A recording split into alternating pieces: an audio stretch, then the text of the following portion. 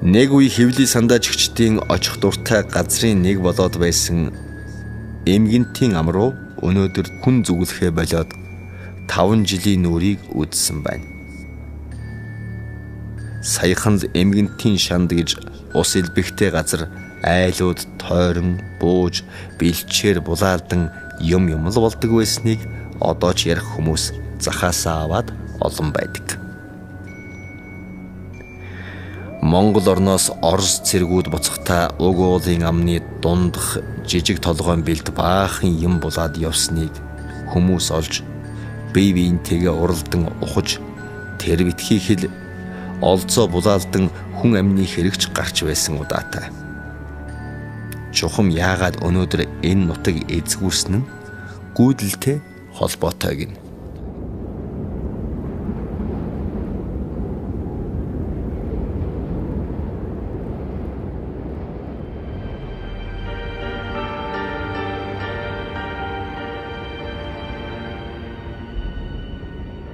Нөмөр дулаан нөөлөг баг малын бэлчээр элбэг уг эмгэнтийн амны ганц өвлжөөнд Ташдоржийнх өвлчхөр болсноор 10 гаруй жилийн нүр үдсэн байна. Уулынхаа мухарлуу ганц нэг хүний хуучин шарил байдаг байсан нь өнөөдөр бэлэн зээхний оршуулгын газар болсон ч ойр хавийнх нь өвлжөөнд айл өвлжсөөр байдаг юм. Дорж, Дашдорж гэдэг үеийн хоёроор одоогоос 3 жилийн өмнө уяачдын наадам үзэхээр явсан юм.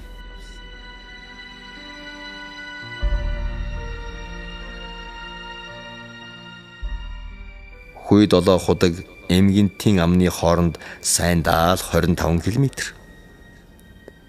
Дорж наадмаас цааш хот орох болоход Дашдорж ганцаар гэртээ буцжээ. Тэгэхэд Дашдоржийнх эмгэнтийн баруун бэлд зусаж байсан юм. Хуучин буужингийн цэргийн анги байсан туйрны хажуугаар гарч ирсэн Дашдорж зам дөхөн эмгэнтийн амны 100 хойноос давж иртэл өөдөөс нь морь хөдөлсөн нэгэн хүн ирж харагджээ.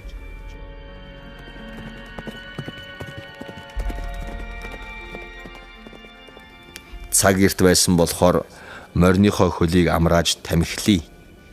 Энэ хүнийг ирэхээр юм яаж битгүү алдсан морио бас сурыг гэд тамхи татан сууж байтал бүгэн зүсмийн морь хөтлсөн хүн бүр дөхөөд ирсэн байна.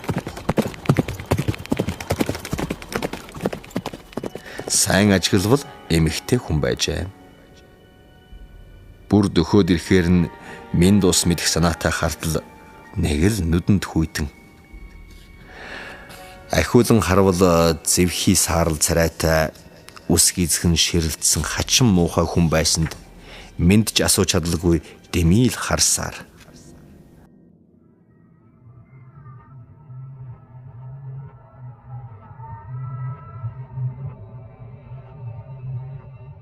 Үг солилгүй өнгөрөх түүний биеийн нэвт цаана байсан бут хад чулуу харагдаж байсан бөгөөд моринч гэсэн адилхан.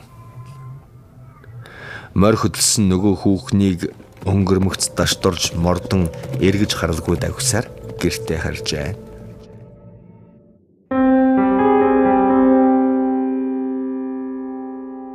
Гэртээ орж бие сэтгэл нь амарсан Дашдорж замд таарлцсан нөгөө морь хөдөлсөн хүүхний тухай эхнэртэй ярьж өгсөн байна. Түүний эхнэр нөхөртөө манай том хүү өглөө хоошоо таравганд яваад ирсэн. Чиний ярьдгийг бас л ярьсан. Энэ эмгэнтийн ам арай гүйдэлтэй болчихсон юм биш үү гэж. Дашдорж хүүхдүүддээ зүүн тийш малаа битгий бэлчээ. Өөрсдөө ч гэсэн битгий яв гэж хэлсэн төдийгүй айлынхантаач сураг дуулгаад амжижээ. Дашдоржийнхэн тэр өдрөөс хойш өнөөх гүйдлийг бараг мартан амар жимэр амьдарч байтал тэднийх рүү нэгэн морьтон улаан тоос босхон ирж яваа харагдаж. Энэ лав согтуугаас зайлахгүй. Хайлхан цагаар морь баллах гэж хэмээн бодоод гэрийн эзэн их л дургүй гэртээ орсон байж. Төдөлгүй хүүхдүүд нь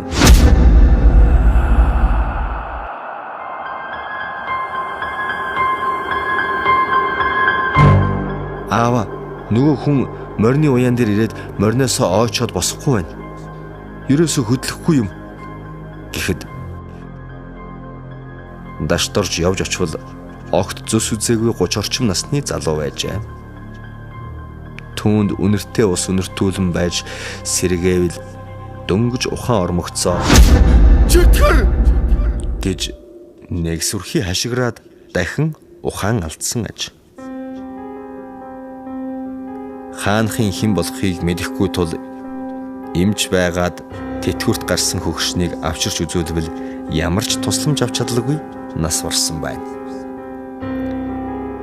Эмгэнтийн зүгээс ирсэн болохоор морь хөдөлсөн хүүхнээс айснаас гарцаагүй болохыг төвөггүй ойлгосон дашторжийн хотныхон зар тарааж нөгөө бурхан болоочийг ар гэрийнхэнд нь хүлээлгэн өгчээ.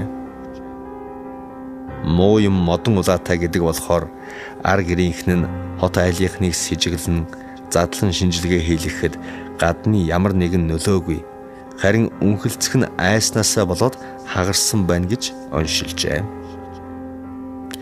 Гүүдлээс айж хорвоог өргсөн залуугийн үхэл хаврын хавсрах шиг айлаас айл дамжин тархсаар эмгэнтийн ойр хавьд өвөлждөг, зусаж намарждаг айлууд ор мөргүй нүүн одсон байж. Хамгийн сүүлд буюу 2008 оны 3 дугаар сард Бөхөгийн эхэнд байдаг Амгалан гэдэг залуу цагаан хөтөл орчмоос мал худалдан авч улмаар Бөхөг рүү буцаж явахдаа газар дөтлөн эмгэнтийн амны араас давж иржээ. Тэр үед 12 цаг л өнгөрч байсан гэсэн. Хуучин ширгсэн шандны хажууханд малаа өвс хэд хазуулан тамхилж суудал Амгалан руу нэгэн морь хөдөлсөн хүн урд зүгээс айсгүй харагдаг.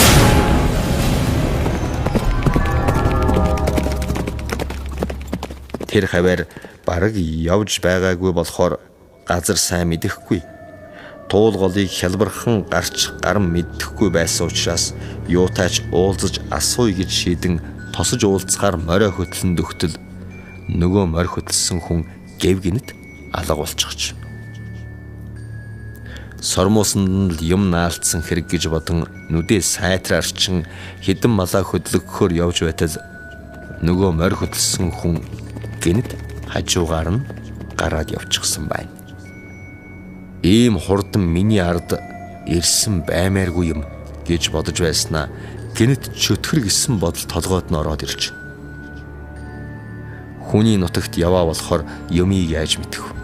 Эртхэн айлын бараа харъягээд малаа шавдуулан хөөсөөр айлын бараа харсан байна.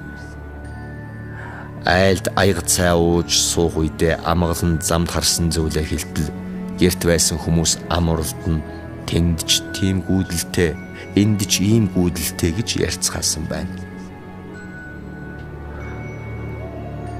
Гинэт бий болоод хэдэн жил боллоо.